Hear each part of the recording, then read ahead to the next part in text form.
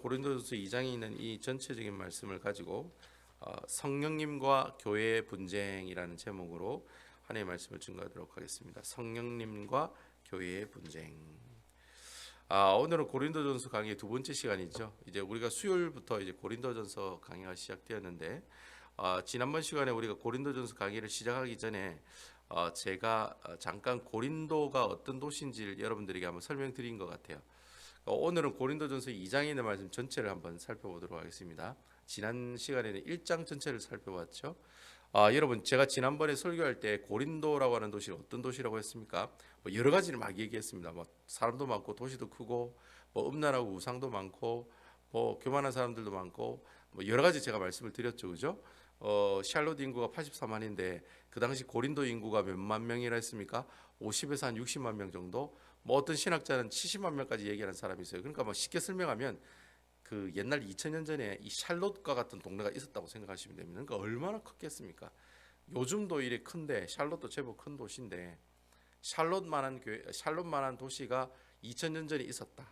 이거 엄청난 거죠. 굉장히 큰 도시라고 할 수가 있겠습니다. 이 고린도가 어떤 도시냐? 이 세 가지 특징이 있습니다. 여러 가지가 있는데 앞으로 제가 이 고린도라는 도시의 세 가지 특징을 계속 얘기할 거거든요. 그러니까 여러분 단디 잘 기억하고 있으세요. 세 가지 특징이 있어요. 고린도라고 하는 이 도시의 세 가지 특징이 있는데 첫 번째는 돈이 많은 아주 부자 도시였다고 그랬습니다. 돈이 많은 부자 도시다. 여러분 아까 금방 말씀드린 것처럼 고린도에는 거의 6, 70만 되는 사람이 있었다고 그랬죠. 그리고 고린도는 항구 도시라고 그랬습니까? 항구 도시가 아니랬습니까? 항구 도시라고 그랬죠. 항구 도시다 보니 사람들도 왔다 갔다 많이 하고 장사하는 사람들도 많고 그러다 보니까 어때요? 사람들이 많이 살게 되었다는 거죠. 사람이 많이 사니까 돈이 많겠습니까? 적겠습니까? 돈이 많겠죠. 그리고 또 무역을 했기 때문에 항구 도시고 무역을 했기 때문에 엄청난 부와 재물을 누리는 도시가 바로 이 고린도 도시였다. 고린도라고 하는 도시의 특징이 첫 번째는 돈이 많다. 이게 첫 번째고, 두 번째는 뭐냐니까 여러분 이 돈이 많다 보니까 이 사람들이 돈을 가지고 어떻게 해요? 선한 곳에 구제하는 곳에 그런 데 써요, 안 써요? 다 누구를 위해 쓰겠습니까? 자기를 위해 쓰겠죠, 그죠? 그러니까 이 고린도라는 도시에 사람들이 돈이 많으니까 어떻게 합니까? 돈을 주체를 못 하는 거예요. 그러니까 돈 가지고 어떻게 해요? 놀러 다니고 술 사 먹고 여자들하고 놀고 그다음 또 자기가 하고 싶은 거 막 하고 다니는 거예요. 그래서 이 고린도는 이 옛날부터 음란한 도시다. 음행이 많은 도시다. 그렇게 이야기할 수가 있습니다. 그래서 여러분 고린도에는 우상 숭배가 아주 크다고 그랬는데 특별히 고린도라는 도시에 보면은 지금도 고린도의 옛날 도시가 있습니다. 새로운 도시가 있고 지금 고린도 사람 코린토라고 그리스 땅이 코린토라는 도시가 있어요. 그 코린토라고 하는 도시 옆에 보면 옛날 올드 시티가 있어요. 아직도 남아 있어요. 그래서 아마 여러분들 성지순례 갈 일이 있으면 항상 이 고린도의 올드 시티에 가거든요. 그럼 그 고린도의 올드 시티에 가면 그 고린도 올드 시티 뒤에 큰 산이 있습니다. 돌로 된 산이 있어요. 그 돌로 된 산 꼭대기에 뭐가 있냐면 아프로디테 신전이 있습니다. 그러니까 비너스 신전이 있었다는 거예요. 그 신전이 얼마나 컸으면 그 신전에서 일하고 있는 창녀들이 몇 명이랬습니까? 1000명 이상이 될 정도로 엄청나게 큰, 그러니까 그 고린도라고 하는 도시가 여러분 보시면 평평한데 뒤에만 돌산이 하나 크게 있거든요. 그 돌산 꼭대기에 아프로디테 신전이 있었으니까 다른 데서 잘 보였겠습니까? 안 보였겠습니까? 잘 보이죠. 멀리서도 아프로디테 신전이 보일 정도로. 근데 그곳에서 많은 사람들이 제사를 드리러 오면서 온갖 음란하고 음행한 그런 모습들을 사람들이 보여줬다라는 거죠. 그래서 제가 이야기했잖아요. 코린티안스 이게 무슨 말이냐면 에이 고린도 같은 사람아 있고 에이 고린도 같은 사람아 이게 무슨 뜻이랬습니까? 음란하고 음행하고 에이 변태 같은 사람아 이런 욕하고 똑같을 정도로 이 고린도라고 하는 도시는 음란과 음행이 너무나도 큰 도시였다. 그래서 이 두 번째 고린도 도시의 특징이 음란하고 음행한 도시, 바로 고린도라고 하는 도시입니다. 마지막으로 고린도 도시의 특징이 세 번째가 뭐냐니까 교만한 사람들이 너무 많았어요. 여러분 돈이 많으면 교만해져요, 겸손해져요? 사람이 교만해지죠, 그죠? 교만해지잖아요. 돈이 많아지면 이거 돈도 못 버는 것들이 이러면서 돈 못 버는 사람들을 이렇게 무시하잖아요. 그래서 돈이 많다 보니까 사람들 자체가 다 교만해요. 교만하다 보니까 그리고 또 이 고린도에는 유명한 철학자들이 많이 있었습니다. 뭐 디오네소스라고 하는 이 아주 유명한 철학자들이 있었거든요. 그래서 이 철학자들 말 잘하는 사람들이 많이 있었기 때문에 그 고린도라고 하는 도시는 어떤 도시예요? 굉장히 교만한 사람들이 많은 도시다. 그래서 왜 고린도 교회에 이제 여러 가지 8가지 분쟁 가운데 은사 문제에 관한 내용이 있었죠. 교회 안에서도 이 교만한 사람들이 있는 거예요. 어떤 사람이냐면 옛날에 우리 한국 교회 그랬잖아요. 너 방언해, 방언 안 해. 방언하면 예수 구원 받았고 방언 못하면 구원 못 받았고. 옛날에 한국 교회 그랬습니다. 옛날에 우리 저쪽에 순복음 쪽에는 옛날에 다 그렇게 했어요. 그래서 너 방언 받았어? 김집사 방언 받았어? 안 받았어? 못 받았는데 너 그럼 구원 못 받은 거야. 여러분 이게 잘못된 거예요? 아니면 잘된 이야기예요? 잘못된 이야기라는 거예요. 여러분 은사라고 하는 것은 내가 방언을 받든지 치유 은사를 받든지 아니면 뭐 상담의 은사를 받든지 아니면 내가 뭐 여러 가지 뭐 찬양의 은사를 받든지 이 여러 가지 은사는 사람들마다 틀려요 같아요. 다 틀리다는 거예요. 근데 어떤 사람은 이렇게 청소를 하고 이렇게 막 몸으로 섬기는 사람들이 잘하는 분들이 있어요. 그리고 또 어떤 분들은 돈으로도 이렇게 섬기는 사람들이 있어요. 그러니까 그런 사람들에게는 하나님께서 어떻게 해요? 이렇게 물질에 대한 축복을 주셔서 그 물질을 가지고 어떻게 해요? 하나님 사역할 수 있도록 하는 그런 은사를 주신 거죠. 그래서 어쨌든 내가 어떤 은사에 대한 그 기준을 딱 세워놓고 그 밑에면은 어떻게 해요? 그 사람 무시하는 거예요. 아이고 저 김지사는 박은 행사도 못 받았단다. 아이고 저거는 그 직분을 주지 않아야 된다. 이런 식으로 얘기하면 어떻게 해요? 그것도 또한 영적인 교만한 모습들이라는 거죠. 나중에 이 영적인 교만한 모습 때문에 고린도 교회가 문제가 생기게 됐다는 거예요. 그래서 이 고린도 도시 자체가 교만한 사람들이 많아요. 근데 그 교만한 사람들이 어디까지 있어요? 교회 안에까지 들어와 있었다는 거예요. 그래서 고린도는 크게 3가지 특징이 있는 도시인데 첫 번째는 돈이 많고 두 번째는 음행하고 세 번째는 교만한 도시가 바로 고린도라고 하는 도시다. 이 사실도 여러분 알고 있어야 된다는 거예요. 그게 자 보세요. 돈도 많고 음행한 거 많고 우상도 많이 숭배하고 교만한 사람들이 많은 그 도시에 뭐가 세워집니까, 여러분? 뭐가 세워집니까? 교회가 세워졌다는 거예요. 아멘이에요, 아멘이 아니에요. 아멘이라는 거예요. 그 음란하고 그 사람들이 교만하고 그 죄악이 풍부한 그 도시에 그곳에 하나님께서 사도 바울 선생을 통해서 그 브리스겔라와 아굴라 이 부부를 통해 가지고 어떻게 해요? 같이 교회를 개척하게 되었다는 거예요. 그 교회가 바로 고린도 교회라고 하는 겁니다. 고린도 교회를 이제 개척해서 한 1년 6개월 동안 사도 바울 선생이 고린도에 있었어요. 1년 6개월 동안 이제 개척도 하고 사람들도 전도하고 해서 제법 많은 사람들이 모여가지고 교회를 만들게 되었다는 거죠. 그래서 교회가 만들어지고 좀 어느 정도 좀 이래 잘 컸다고 생각하니까 이제 1년 6개월이 지난 다음에 이 사도 바울 선생은 어디로 갑니까? 다시 바다 건너서 에베소라고 하는 곳으로 가게 돼 있었다라고 하는 겁니다. 근데 여러분 그 에베소 교회에 가 있었는데 가 있는 동안에 교회가 좋은 소식이 들려요, 나쁜 소식이 들려요? 나쁜 소식이 들리는 거예요. 무슨 소식이 제일 먼저 들렸냐면 아이고 고린도 교회 서로 치고받고 싸운다 카더라. 뭐 어떤 사람은 바울파라고 하고 어떤 사람은 아볼로파라고 하고 어떤 사람은 게바파라고 어떤 사람은 이것도 저것도 아니야 우리는 그리스도파야. 이 네 파로 이렇게 나눠진 거예요. 네 파로 나눠져서 서로 싸우는 거예요. 예? 그 서로 이제 분쟁이 있다는 소식을 사도 바울 선생이 이야기를 듣게 되었다는 거예요. 그러면서 저번 수요일 날에 제가 설교할 때 왜 이렇게 분쟁이 나왔다고 그랬습니까, 여러분? 왜 이렇게 분쟁이 나왔다 했습니까? 서로 이 고린도시라고 하는 특징이 세 번째가 뭐였어요? 교만한 사람들이 많은 도시라고 그랬죠. 그 교만한 모습들이 어떻게 해요? 교회 안에도 들어왔다는 거예요. 그러니까 자기 의의를 들어 세우고 자기가 잘났고 자기가 뭐 이 교회 오래 있고 자기가 돈을 많이 내고 근데 그렇게 교만함, 그것도 영적이고 육적인 교만함이거든요. 밖에 고린도 사람들이 다 그래 사는데 교회는 그렇게 하면 안 되잖아요. 근데 교회는 그렇게 하면 안 되는데 교회 안에서도 자기가 뭐 이렇게 힘이 세고 내가 개척 멤버야 이러면서 막 그 새로 오는 새신자들 무시하고 뭐 이런 일들이 일어나다 보니까 그래 니는 너 파해 나는 우리 파 이렇게 가지고 이제 분쟁이 되었다라는 거죠. 이제 그런 얘기들을 이제 쭉 이렇게 이야기하고 있었다는 거예요. 그런데 이제 수요일 날에 제가 예배할 때 이렇게 분쟁이 나타났을 때 이 분쟁을 해결하실 분은 오직 누구이시다?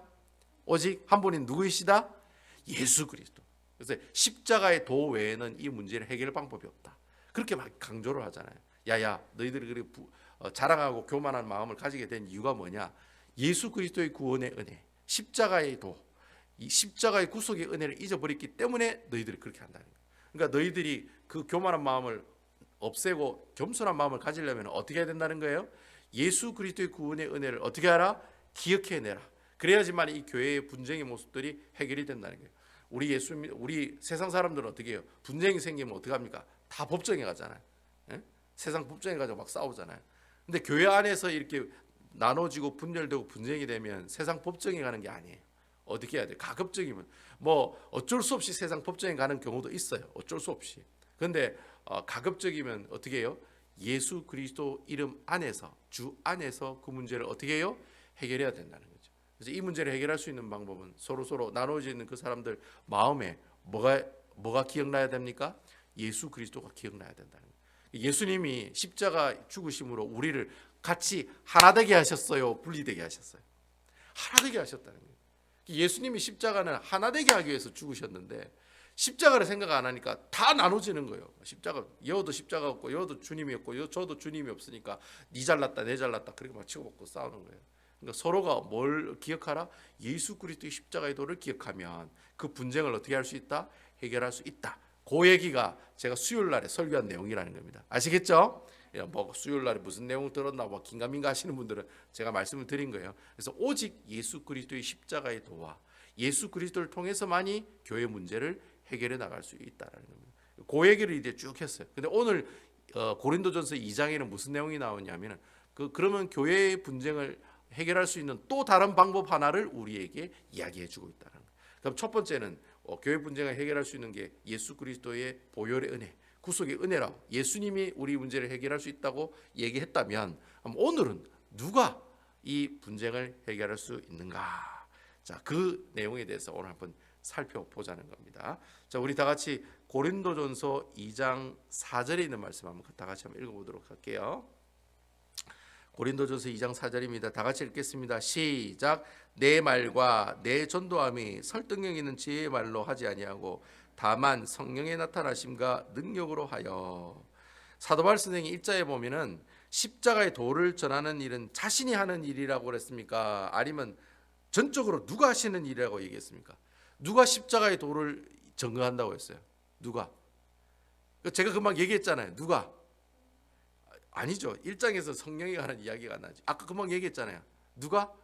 이 교회 분쟁을 누가 해결한다 했어요? 예수 그리스도가 해결한다 했잖아요. 그러니까 그 사도 바울 선생님 얘기가 그 얘기예요. 야, 내가 너희들에게 예수를 믿으라고 복음을 증거할 때는 자기 입으로 얘기하는 게 아니라 누가 얘기하시는 거예요? 하나님의 능력이요 하나님의 지혜인 누가? 예수 그리스도가 말하게 하는 것이다. 그러니까 예수님이 그걸 말하게 했기 때문에 너희들이 그걸 듣고 어떻게 해요? 복음을 받아들였다는 거예요.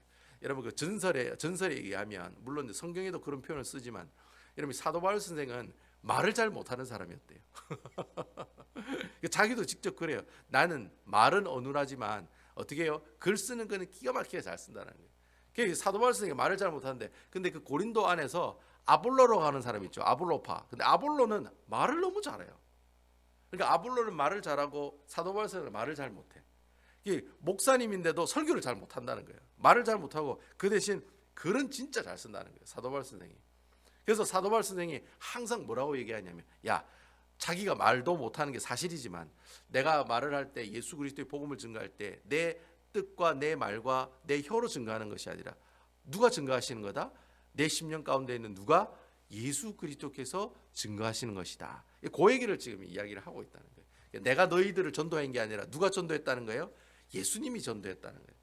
그 얘기를 이제 이 2장 4절에도 얘기하고 있잖아요. 내 말과 내 전도함이 설득력 있는 지혜의 말로 하지 아니하고 여기 보니까 누구의 나타나심과 능력으로? 성령의 나타나심과 능력으로. 자, 그러면 이제 첫 번째는 예수 그리스도의 하나님의 능력이고 하나님의 지혜 대신 예수님이 십자가의 도를 증거한다고 1장에는 얘기했는데 오늘 2장에는 누가 이 복음을 증거한다라고 얘기하고 있습니까? 금방 보니까 누가 증거한다고 돼 있어요?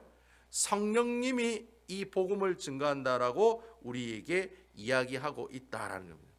제가 여러분 그 고린도전서 2장에 있는 말씀을 쭉 이렇게 공부하면서 보니까 신기한 게 하나 있더라고요.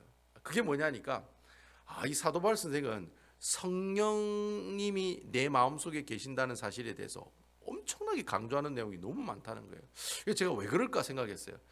그러니까 이해가 되겠더라고요. 여러분 사도행전 1장에 보면 교회가 언제 만들어집니까, 여러분? 어떨 때 교회가 만들어졌습니까? 예? 오순절 다락방에 뭐가 임했을 때? 예, 성령 하나님이 임했을 때. 성령 하나님이 모든 그 120명의 그 사람들이 10년 가운데 탁 임했을 때, 그때 뭐가 만들어져요? 그때 교회가 만들어진 겁니다. 여러분 아멘이시죠? 교회는 야 우리 교회 세우자 이래가 건물 사고 뭐 이렇게, 그게 교회가 아니라는 거예요. 교회 첫 출발은 그 예수 믿는 사람 심령에 뭐가 와요? 성령 하나님께서 탁 오시는 거. 그 순간부터 교회라는 거예요. 그러니까 여러분 각자가 교회예요, 교회가 아니에요. 교회라는 거예요. 여기 계시는 분들 다 스스로가 교회라는 거예요. 왜냐하면 여러분들 심령과 마음속에 누가 계시기 때문에? 성령 하나님이 계시기 때문에, 성령님이 계시기 때문에 나도 교회요, 여러분들도 교회고, 교회가 모여가지고 뭐가 만들어져요? 교회가 만들어진다는 거예요. 아시겠죠? 그러니까 배단위 교회라는 것은 배단위 교회 성도들, 즉 교회들이 모여가지고 교회가 됐다는 거예요. 무슨 말인지 아시겠죠? 그래서 여러분 이 사도 바울 선생이 항상 교회 관해서 이야기할 때 꼭 무엇을 아주 중점적으로 얘기하느냐면 항상 이 성령 하나님을 꼭 이야기를 해요. 사도 바울 선생이 교회에 관해서 이야기할 때는. 그러면 교회에 관한 문제를 해결할 때도 누구에 관한 이야기를 하겠습니까? 바로 성령님에 대해서 이야기하겠죠. 맞죠?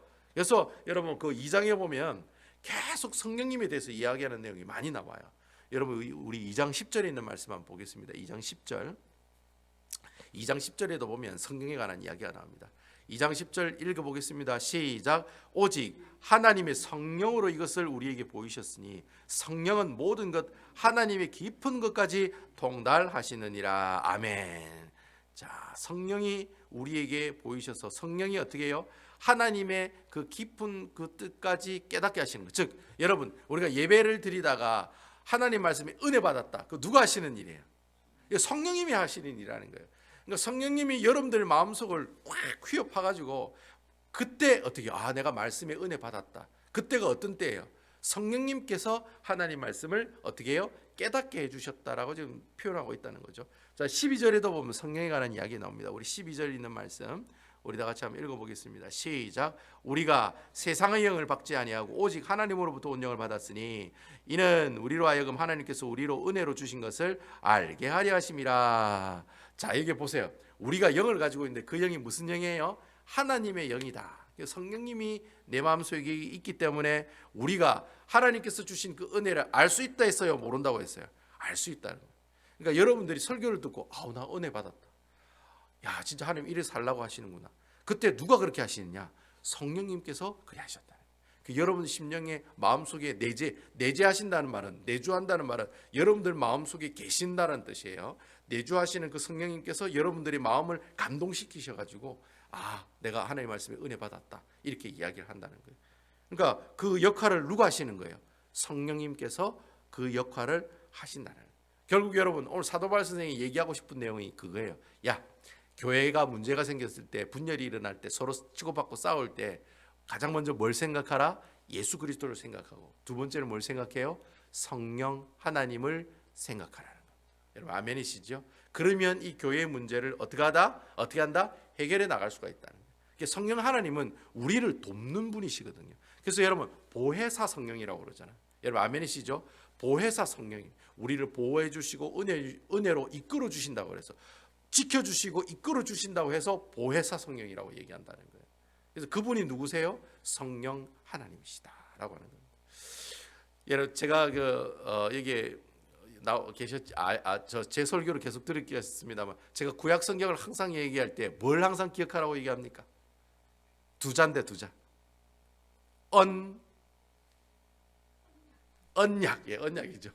제가 항상 구약 성경 얘기할 때 여러분 언약을 기억해야 됩니다. 언약을 꼭 생각했어요. 제가 그래 얘기했습니까? 안 했습니까? 그렇게 얘기를 많이 했죠. 자, 여러분 제가 왜 언약에 관한 얘기를 하냐면 여러분 이 언약은 하나님과 이스라엘 백성들 한 약속이거든요. 근데 여러분 이 약속이 언제 때부터 일어납니까? 창세기 때부터 일어나요. 아담 때부터 언약이 이루어집니다, 여러분. 뭐 어떤 신학자들은 아니야. 시내산에서 십계명 받을 때부터 언약이 시작돼. 이래 얘기하는 사람들이 많습니다. 자유주의 신학자들은 다 그렇게 얘기해요. 그렇지만 우리 장로교 보수 개혁주의적인 입장에서는 이 언약이 어디서부터 출발하느냐? 아담과 하나님과 맺은 그 언약이 있습니다. 그 언약에서부터 시작된다고 얘기하고 있어요. 그래서 아담 언약이 나오고 노아에게도 함께 언약을 맺고 또 누구하고 또 맺습니까? 아브라함하고 맺잖아요. 너는 가서 그 아브라함이 그 갈대아 우르를 떠나잖아요. 그때 하나님께서 약속하시잖아요. 너에게 하늘에 있는 별과 같이 바다에 있는 모래와 같이 많이 주겠다. 걱정하지 말고 가라. 그러잖아요. 그게 이제 하나님과 아브라함이 약속하는 장면이거든요. 그게 아브라함의 언약이라고 얘기해요. 그 아브라함의 언약이 누구 때까지 잘 이어집니까? 이삭, 야곱, 요셉 때까지 다 이어지죠. 그 약속이 계속해서 이어지다가 나중에 이제 시내산에 하나님께서 모세를 통해서 언약을 허락해 주신다는 거예요. 그러다가 이 시내산 언약이 나중에는 이스라엘 백성들이 가나안 땅에 들어가기 전에 요단강 근처에서 하나님께서 또 언약을 맺습니다. 그 언약이 바로 모압 언약이라는 거예요. 그리고 또 하나님께서 요단강 건너가서도 또 언약을 맺습니다. 혹시 야들이 어떻게 해요? 하나님 버릴까 싶어가지고 또 언약을 맺습니다. 그 언약이 세겜 1차 언약, 2차 언약. 그러니까 여호수아가 싸움하기 전에 한번 언약을 맺고 여호수아가 가나안 땅 다 정복하고 난 다음에 또 어떻게 하나님이 언약을 또 한 판 맺고, 그래서 그 언약이 나중에 계속해서 연결되다가 누구와 다윗 왕이랑 언약을 맺어요, 안 맺어요? 언약을 맺고 솔로몬하고도 맺고 또 그러다가 나중에 어떻게 해요? 하나님께서 예레미야하고 또 언약을 맺고 나중에는 그 언약의 성취자 되시고 언약의 본질이 되신 누가 옵니까? 신약 시대에 누가 옵니까? 예수님이 오신다는 거예요. 그 당시에 이제 언약의 본질이신 예수님이 이 땅에 직접 오셨다는 거예요. 근데 예수님이 이 땅에 계속 계셨어요? 아니면 죽고 부활하시고 하늘나라 가셨어요? 죽고 부활하시고 승천하셨죠. 그러면 이 세상에는 그럼 아무도 없느냐? 근데 하나님께서 누구를 보내주셨죠? 성령 하나님을 보내주신 거예요. 예. 자, 그러면 이 성령 하나님이 언약하고 관계가 있어요, 없어요? 관계가 있다는 거예요. 그럼 언약을 하나님이 이스라엘 백성들과 맺었다는 말은 하나님이 이스라엘 백성들을 어떻게 한다는 증거예요? 뭐 한다는 증거예요? 예? 두 자로 I love you 하잖아요. 뭐예요? 뭐 한다? 사랑한다는 증거예요. 여러분 아멘이시죠? 왜 하나님이 이스라엘 백성들과 자꾸 언약을 맺느냐? 창세기 때부터 요한계시록까지 왜 계속 맺느냐? 이스라엘 백성들을 사랑하기 때문에 그렇다는 거예요. 여러분 아멘이시죠? 사랑하니까 자식이 있는데 자식을 사랑하는 거예요, 아버지가. 그러니까 자식이 막 지 맘대로 살아가도 계속 어떻게 해요? 내가 너를 지켜준다, 내가 너를 보호해줄게, 내가 지켜준다. 그래서 여러분 아버지가 돌아가실 때까지 자기가 가지고 있는 재산을 다 누구한테 줍니까? 자녀에게 다 주잖아요. 왜요? 사랑하니까. 내 자녀니까. 그러니까 여러분 하나님도 이 땅에 이스라엘 백성들을 보내주시고 사랑하니까 계속 뭘 보내줘요? 언약이라고 하는 이 약속 계속 맺는 거예요. 이스라엘 백성들을 어떻게 살려보려고. 그러다가 최종적으로 보내주신 분이 누구예요? 예수님이다. 예수님이 십자가에 못 박혀 죽으심으로 이스라엘 백성들을 사랑한다는 표현을 했어요, 안 했어요? 했다는. 그러면 예수님이 죽으시고 부활하시고 승천하시고 그게 끝이냐? 그게 아니에요. 또 너무 사랑하니까 누구를 보내주신 겁니까? 바로 성령 하나님을 이 땅에 보내주셨다. 아멘이시죠? 그럼 성령님이 내 마음에 있다는 것은 예수님 나를 사랑한다는 말이에요, 사랑 안 한다는 말이에요? 사랑을 한다는 말이라는 거예요. 제가 그 얘기하고 싶어가지고 쭉 언약에 관한 이야기를 여러분께 드렸다라고 하는 겁니다. 그래서 여러분 16절에 보면은 16절에 보면 뭐라고 얘기하고 있습니까? 우리 16절에 있는 말씀 다 같이 읽어보겠습니다. 16절 우리 16절에 있는 말씀 다 같이 읽어볼게요. 2장 16절 우리 읽어볼게요. 시작. 그러나 우리가 그리스도의 마음을 가졌느니라. 아멘. 자, 그리스도의 마음을 가졌다는 말이 성령님이 내 마음속에 계신다는 말이거든요. 그럼 내가 그리스도의 마음을 가졌다는 말은 그럼 성령님이 단지 내 마음속에 계신다는 뜻이냐? 그게 아니에요. 하나님의 말씀에 순종하는 삶을 살아가는 것을 바로 뭐예요? 그리스도의 마음을 가졌다라는 거예요. 그러니까 여러분들 심령 가운데 성령님이 계신다는 말은 어떻게 살아라는 거예요? 하나님의 말씀대로 순종하면서 살아라는 말이에요? 불순종하면서 살아라는 말이에요? 순종하면서 살아가라는 거예요. 그러니까 내가 예수를 믿고 성령님이 내 마음속에 있으면 어떻게 해요? 하나님 말씀대로 순종하면서 살아야 된다. 하지 말라는 건 안 하고 하라는 건 하고 그래 사는 것이 어떻게 해요? 그리스도의 마음을 가지고 살아가는 사람들의 모습들이다. 그래서 이제 사도 바울 선생이 하고 싶은 얘기가 그거예요. 너희가 교회 안에 교회 분쟁이 일어나고 서로 치고받고 싸울 때 어떻게 하라? 이렇게 하나님의 말씀에 온전히 순종하는 삶을 살아가게 되면 결국에는 이 고린도 교회가 가지고 있는 이 분열의 문제를 해결할 수 있다는 거예요, 없다는 거예요? 해결할 수가 있다라고 하는 거예요. 그래서 하나님 말씀에 순종하면서 살아가는 그것이 누구를 통해서 가능하냐? 내 마음속에 계시는 성령 하나님을 통해서 가능하다는 거예요. 이게 얼마나 좋은 일이에요. 여러분들 마음속에 성령님이 계십니까? 계세요, 안 계세요? 계시죠. 내가 예수 그리스도를 주로 고백하는 그 순간부터 성령님이 내 마음에 계신다라고 하는 겁니다. 오늘 말씀을 정리하면 그렇습니다. 고린도 교회가 문제가 생겼어요. 근데 고린도 교회가 문제가 생겼는데 그 분열에 관한 문제가 생겼는데 그 분열에 관한 문제를 두 가지 방법으로 이야기하고 있어요. 해결하라고. 첫 번째는 뭘 생각하라? 예수 그리스도의 십자가의 도, 즉 예수 그리스도를 생각하라는 거예요. 그리고 두 번째는 누구예요? 나와 항상 함께 하시는 누구를 생각하라? 성령 하나님을 생각하라. 성령님이 내 마음속에 있다는 걸 생각하라는 거예요. 그렇게 하게 되면 어떻게 해요? 너희가 예수님의 구원의 은혜를 기억하게 되고, 두 번째는 어떻게 해요? 성령의 임재하심을 경험하게 된다라고 하는 것입니다. 그래서 여러분, 우리가 사는 공동체 안에는 다 분열이 있고 싸움이 있어요. 여러분, 안 싸우는 교회가 어디 있습니까? 다 있습니다. 서로 표를 안 냈을 뿐이지. 옆에 있는 큰 교회도 다 똑같아요. 다 서로 뭐 치고받고 싸우고 니 잘났니 내 잘났니 다 그래 싸웁니다. 그렇지만 여러분, 그런 분쟁이 있을 때마다 우리가 항상 무엇에 포커스를 맞춰야 돼요? 누구에게 포커스를 맞춰야 돼요? 예수님과 누구에게? 성령님께 포커스를 맞춰야 된다는 거예요. 아시겠죠? 내가 이렇게 하고 내 생각이 이렇고 내가 맞습니다, 이게 아니라는 거예요. 하나님의 생각, 성령님의 생각, 그리스도의 생각, 그걸 먼저 생각하면서 교회 일을 해나가면, 서로 말씀에 순종하면, 그럼 어떻게 해요? 고린도 교회에 치고받고 싸우는 문제는 어떻게 된다? 해결이 될 수가 있다라고 하는 겁니다. 아무쪼록 여러분, 오늘 하루를 살아가실 때 여러분들 가운데, 여러분들 삶 가운데도 참 문제들이 다 생기잖아요. 그죠? 뭐 교회에만 문제가 있습니까? 우리 집안에도 문제가 있고 우리 가게에도 문제가 많잖아요. 그런 문제를 만났을 때마다 이 문제를 해결하신 분은 내가 아니라 누구예요? 내 심령에 계시는 누구? 성령 하나님. 또 나를 구원하신 누구? 예수 그리스도. 이 사실을 꼭 기억하셔서 그분을 통해서 여러분들 문제를 해결받아 가지고, 목사님, 내가 내 성령 하나님을 통해서, 예수님을 통해서 이 문제가 해결되었어요라고 간증해 나가시는 삶을 살아가는 아름다운 우리 배단의 교회 성도 여러분들 다 되시기를 주님의 이름으로 축원드리겠습니다.